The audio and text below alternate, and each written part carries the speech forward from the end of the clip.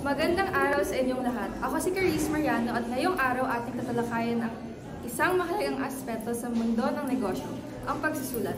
Sa anumang larangan ng negosyo, ang apektibong pagsusulat ay susi sa maayos na komunikasyon, organisasyon at tagumpay ng isang kumpanya. Ano ba yan? Wala na akong trabaho. Ma'am, wala na akong trabaho. Ano walang sa bakit?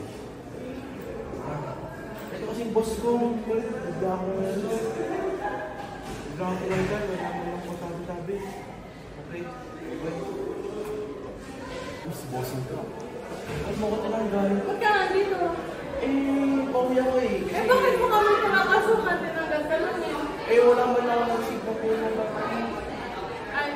Ayan guys ha, kaya mahalaga ang pagsusulat para maunawa naman lahat kung ano nangyayari sa buong mundo, diba? Ano ba ko? Yan.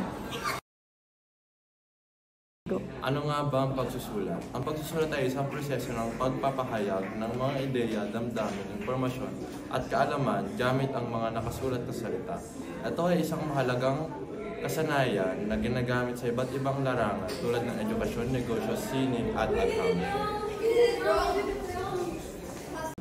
Sa negosyo, napakahalaga ng pagsusulat upang mapanatili ang malinaw na komunikasyon sa mga kasamahan, mamumuhunan, at mamimili.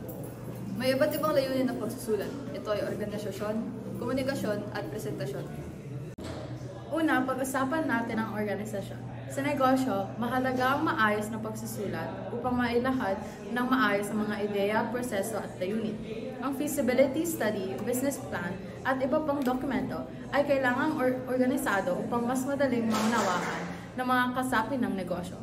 Halimbawa ay galugarin ang mga oportunidad upang malampasan ang mga hamong ito sa pamamagitan ng pagsuporta sa mga patakaran, pamumuhuan sa edukasyon at pagsasanaysay at pakikipagtulungan.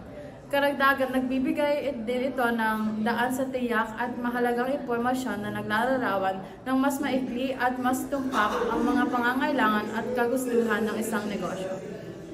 Ikalawa, ang pagsusulat ay mahalaga sa komunikasyon sa pamamagitan ng malinaw at detalyadong pagsusulat na ipaparating natin ng maayos ang impormasyon sa mga mamumuhunan, kliyente at empleyado. Ang epektibong komunikasyon ay isang pundasyon ng matagumpay na negosyo.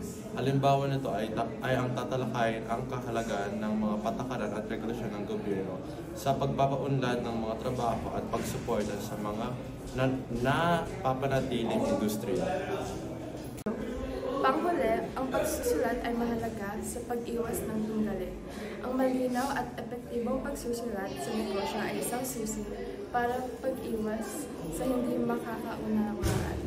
Sa pamamagitan ng maayos na dokumentasyon ng mga patakaran, kasunduan at komunikasyon, naiiwasan ang mga hindi kinakailangan sigalot na maaaring makaapekto sa operasyon ng isang kumpanya.